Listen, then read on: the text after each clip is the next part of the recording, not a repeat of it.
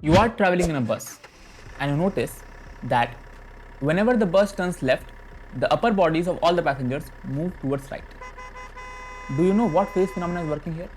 If not, then this video is for you. Hello and welcome to the brand new video of Budding Mariners. I am Pinanshu Kumar Giri, your phase and chemistry mentor on this channel. I am currently pursuing a bachelor's from IIT Madras and this video is going to be on Newton's first law of motion. So, before I begin the video, like, share and subscribe, and do not forget to fill the Google form in the description for more assistance from budding mariners.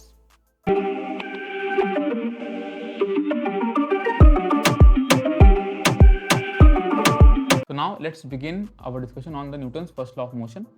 तो क्या बोलता है आपका law ये? It states that a body continues to be in a state of rest or uniform motion unless acted upon by an external unbalanced force. मतलब एक body जो है आपका वो रेस्ट या तो यूनिफॉर्म मोशन कोई भी एक स्टेट में कंटिन्यू करता रहेगा, ठीक है, जब तक आप उसको बाहर से कोई अनबैलेंस फोर्स पे ना लगे, ठीक है। तो अनबैलेंस मतलब क्या? ये कीवर्ड है आपका।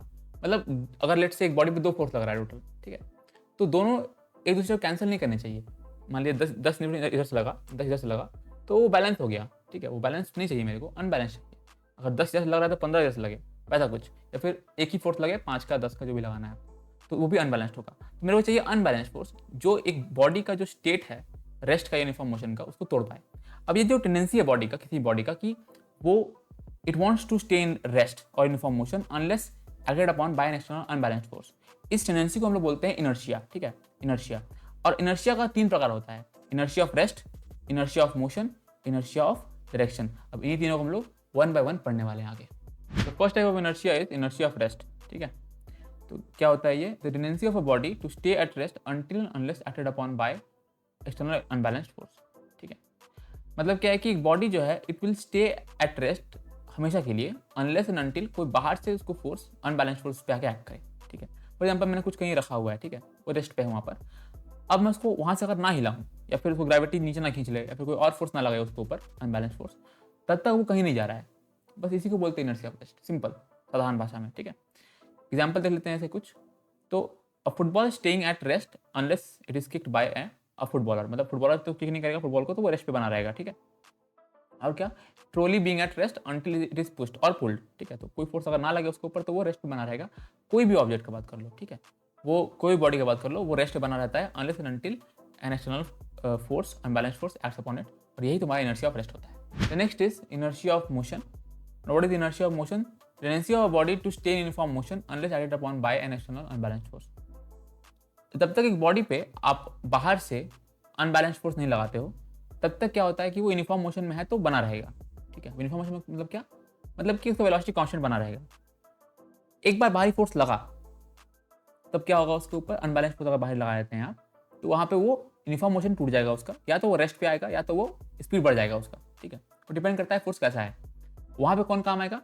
F इक्वल टू ma, वहाँ पे सेकेंड लॉ काम आएगा, तो वो उसको वहाँ बात कर लेंगे। अभी के लिए इतना जान लीजिए बस आप कि जब तक आप बाहरी अनबैलेंस फोर्स नहीं लगाते हैं किसी भी बॉडी के ऊपर तब तक वो यूनिफॉर्म मोशन कंटिन्यू करता रहेगा अपना, ठीक है। ये हो गया इनर्शिया ऑफ मोशन। एग्जाम्पल देख लेते हैं इसका। एग्जाम्पल क्या होगा आपका कि a fielder needs to apply external force to stop a moving cricket ball. Cricket ball move कर रहा होता है तो वो मूव करते रहता है, उसको रोकने के लिए क्या करना पड़ेगा? हमको एक्सटर्नल फोर्स लगाना पड़ेगा, पकड़ना पड़ेगा उसको, ठीक है। Second point is passenger falling forward when brakes are applied in a bus. Bus चलता है तो अचानक ब्रेक लगाने पे क्या होता है? हमारा बॉडी जो है अपर बॉडी आगे जाता है। क्यों? क्योंकि वो बॉडी जो हमारा है वो अभी भी इनर्शिया ऑफ मोशन में ही है। गाड़ी तो रुक गया एक बार में, लेकिन हमारा बॉडी जो अभी भी इनर्शिया में है। तो जब तक हम लोग उसको रोकते नहीं है, खुद हाथ पकड़ते नहीं है सीट वगैरह को, तब तक हम लोग का बॉडी जो आगे मूव करते रहता है इनर्शिया ऑफ मोशन में, ठीक है। तो ये आपका हो गया examples of inertia of motion. So at number 3 we have inertia of direction. The tendency of a body to resist any change in its direction unless acted upon by an external unbalanced force. मतलब क्या है? मतलब ये है कि एक body जो है अगर वो किसी भी डायरेक्शन में मूव कर रहा है तो it wants to stay in the direction only. आपको टर्न करना है उसको तो you will have to apply external unbalanced force, ठीक है। वो नहीं लगाओगे आप तो it will want to continue in that direction only and it will try to resist any change. जब तक वो चेंज को रेजिस्ट कर पाएगा डायरेक्शन में, वो चेंज को रेजिस्ट करेगा, ठीक है।